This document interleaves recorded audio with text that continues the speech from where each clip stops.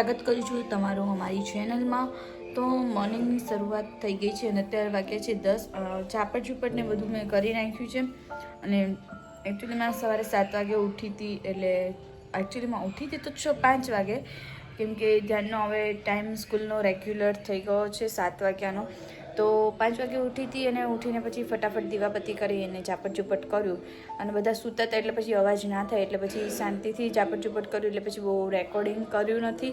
અને આ જે છે મંગળવાર અને મમ્મી હજી આવ્યા નથી રાજકોટથી, કેમ કે એમના ફ્રેન્ડ્સની બર્થડેમાં ગયા હતા। તો પછી એ ત્યાં છે, માસી એને લોકોએ રોકી દીધા, તો 2 દિવસથી ત્યાં છે અને બોમ્બેવાળા મહેમાન અત્યારે કાલે એમને લોકોને મેં વિસાવદર લઈ ગયા હતા અને પછી ત્યાંથી એ લોકો નીકળી ગયા હતા બોમ્બે જવા માટે। તો ફ્રેન્ડ્સ, આજનું રૂટિન શું છે હું તમને જણાવીશ થોડીક જ વારમાં। તો હવે અત્યારે રસોઈની તૈયારી કરીશ, કેમ કે 10 વાગી ગયા છે અને 12 વાગે મારે ધ્યાનને લેવા જવાનું હોય સ્કૂલે। તો હું આજની રસોઈમાં બનાવવાની છું ફ્લાવર બટેકાનું શાક, રોટલી, દાળ ભાત અને સંભારો। તો બસ હવે થોડાક જ દિવસમાં પાછી હોળી બી આવે છે, તો 3 તારીખે છે હોળી। તો મને તો એટલી બધી હોળી ગમતી નથી, કેમ કે મારા ફેસ્ટિવલમાં તો ખાલી 2 જ ફેસ્ટિવલમાં મને ગમે છે।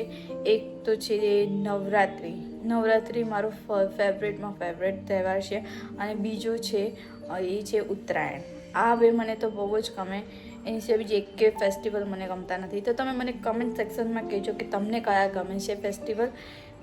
તો પછી હોળીમાં તો કંઈ પ્લાન એવો કશો ખાસો છે નહીં, અને દીદી આવ્યા હતા તો કહેતા હતા કે તું આવ, પણ ધ્યાનને બસ 1 જ દિવસની રજા છે અને પછી એક્ઝામ આવે છે, તો એને રિવિઝન બી શરૂ થઈ ગયું છે અને પછી હવે જોઈએ કે કેમનું મેળ પડે છે। તો જો કદાચ અમે પોરબંદર જઈશું તો હું તમને ત્યાંની હોળી બતાવીશ। અહીંયા બી બધા રમે છે, ખાસા બધા છોકરાઓ નાના ને બધા હોય, ગલીના ને બધા એ છોકરાઓ રમે છે। મોટા તો કદાચ નથી રમતા, કેમ કે મેં અત્યાર સુધી જોયું નથી કે કોઈ મોટા અહીંયા ફ્લેટમાં રમે, અને છોકરાઓ બી એટલે છે બી નહીં અહીંયા ફ્લેટમાં। તો હોળીનો શું પ્લાન છે હું એ બી તમને જણાવીશ। તો બન્યા રહો અમારી જોડે ચેનલમાં। અમારા બ્લોગ ગમતા હોય તો લાઈક શેર સબસ્ક્રાઈબ કરજો, અને અમારી ચેનલમાં નવા હો તો ચેનલને સબસ્ક્રાઈબ કરવાનું ભૂલતા નહીં। તો ફ્રેન્ડ્સ, દાળ ભાતનું કુકર મૂકી દીધું છે, મમ્મીબેન કામ કરવા માટે આવી ગયા છે। હવે બાકી છે ચા પાણીના વાસણ, તો હું અત્યારે ચા પાણીના વાસણ કરીશ અને મમ્મીબેન કચરા પોતું કરી લે એટલે પછી ધ્યાનને સ્કૂલે લેવા જઈશ રસોઈ કરીને। તો હવે જમવાનું બનાવીએ। તો ફ્રેન્ડ્સ, હું ધ્યાનને સ્કૂલેથી લઈને આવી ગઈ છું અને રોટલીનો થપ્પો કરું છું, એટલે પછી પાછળથી ધ્યાને હું જમાડવા બેસું તો પછી પપ્પાને દિવસને જમવું હોય તો વાંધો ના આવે, એટલે રોટલીનો થપ્પો કરું છું। અને બસ પછી હું તમને બતાવીશ કે જમવામાં શું બનાવ્યું છે। તો મળે થોડી। તો આ હતું અમારું ઉપરનું જમવાનું, અને પાપડ ખાવાનું મન થયું હતું તો પછી આજે મેં પાપડ બી તળી લીધા હતા, અને બસ જો પછી અમે લોકો જમવા બેસી ગયા। પછી જમી કરીને ફ્રી થઈને પછી થોડોક આરામ કર્યો, તો પછી એટલામાં મમ્મી આવી ગયા હતા। અને હા, આ કુંડલાથી એક સાડીનું પાર્સલ મંગાવ્યું હતું સાવરકુંડલાથી, તો એકદમ સરસ એવી સાડી નીકળી હતી અને તમને બતાવીશ કે કેવી છે। આ સાડી બાંધણીમાં છે કે કઈ રીતે છે મને એનું એકદમ ખ્યાલ નથી। આ સાડીને કઈ સાડી કહેવાય છે તમે મને જરા કમેન્ટમાં જણાવજો। આનું સાડીનું મટીરિયલ્સ ને બહુ સરસ હતું, એટલે પછી આ સાડી છે ને મામીજીએ મારા પહેરીથી આવી, તો અમને બધાને ગમી, તો પછી અમે લોકોએ સાવરકુંડલાથી મંગાવી છે અને કુરિયરમાં આવી હતી। તો હું તમને બતાવું કે સાડી કેવી છે। જો આ સાડી છે રેડ મરૂન કલરમાં સાડી છે, અને બાંધણીનું એનું બ્લાઉઝ છે, સાડી એકદમ મસ્ત હતી, તો એની ક્વોલિટી બી એકદમ સરસ હતી।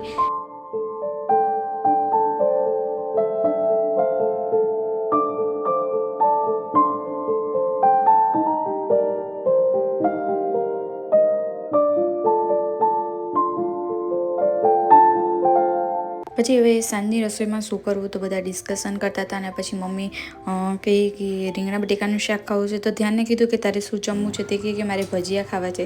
તો પછી મમ્મી કહે કે બધા માટે ભજીયા જ બનાવી નાખે.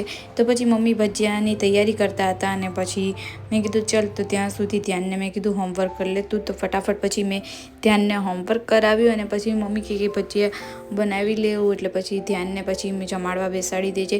એટલે પછી ધ્યાનને હોમવર્ક કરાવ્યું. અને મેં આ પેજ પર ધ્યાનને સ્પેલિંગ લખી આપ્યા હતા, કેમ કે મોબાઈલથી લખે ને તો પછી બહુ ઝીણા અક્ષર દેખાય છે. તો પછી મેં એને આ કાગળમાં લખીને દીધા. તો પછી એ હોમવર્ક કરતો હતો.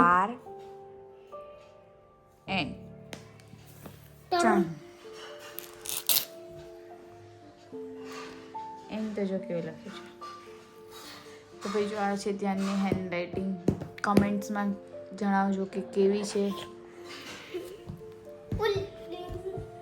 પછી ધ્યાને હોમવર્ક કરી લીધું. તો પછી મસ્ત ગરમા ગરમ ભજીયા મમ્મી બનાવી રહ્યા હતા અને રેડી બી થઈ ગયા હતા. તો પછી ધ્યાનને મેં જમવા બેસાડ્યો હતો. અને પછી ગરમ ગરમ ભજીયા થતા હતા. તો પછી પપ્પા બી જમવા બેસી ગયા હતા. અને પપ્પા એને ધ્યાનને બી એ જમી લીધું. તો પછી હું અને મમ્મી બંને જણા સાથે જમવા બેઠા હતા.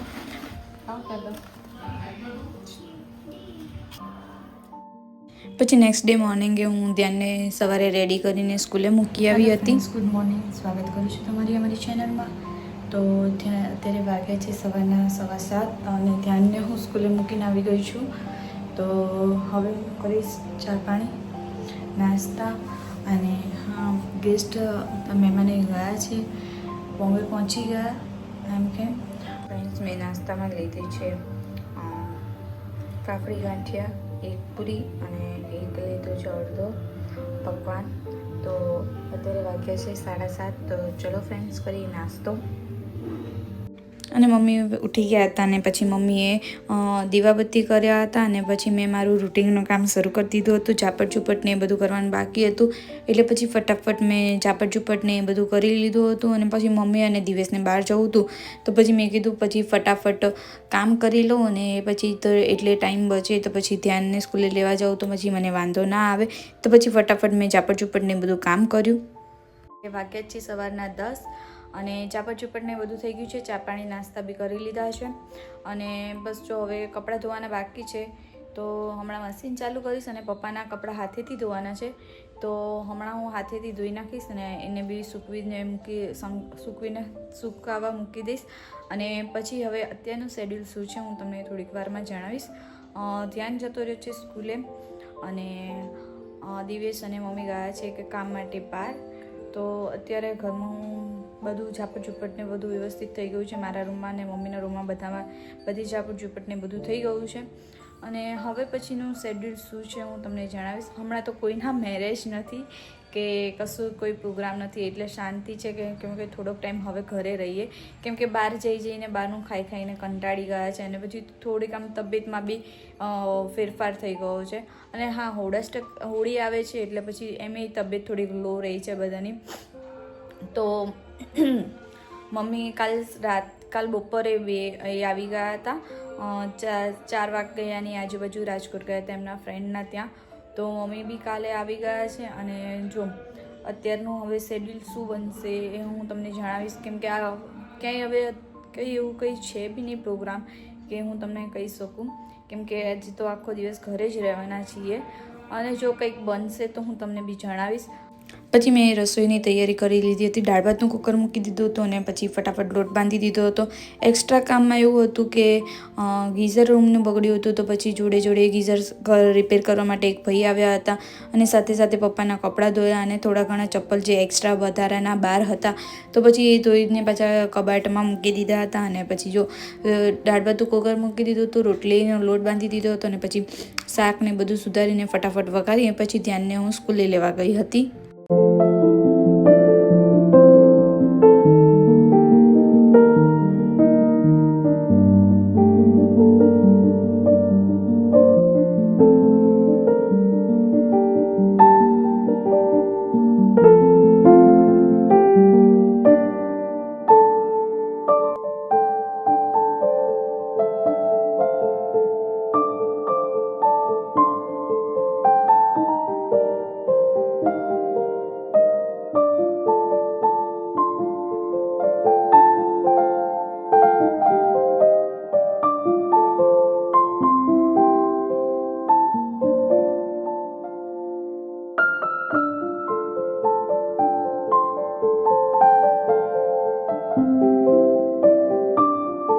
તેને સ્કૂલેથી લઈને આવીને પછી અમે બધા જમવા બેઠા હતા. જમવામાં હતું કેળાનું શાક, રોટલી, દાળ ભાત અને ગુવાર બટેકાનું બી શાક બનાવ્યું હતું.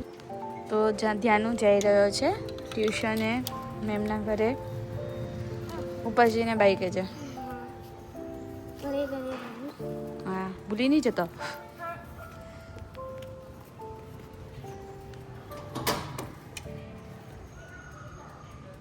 બાય. ગેટ તો બંધ કર. તેને ટ્યુશને મૂકીને આવી તો થોડીક વાર થઈ તો તેને લેવા જવાનો ટાઈમ આવી ગયો સ્કૂલ ટ્યુશનેથી. તો પછી હું એને ટ્યુશનેથી લેવા ગઈ અને પછી જમવામાં બનાવ્યા હતા આજે મેં પાસ્તા. તો ફ્રેન્ડ્સ, તમને આ બ્લોગ કેવો લાગે ગમે તો લાઈક, શેર, સબસ્ક્રાઈબ કરજો. હવે મળી નવા બ્લોગમાં. ત્યાં સુધી બધાને બાય બાય.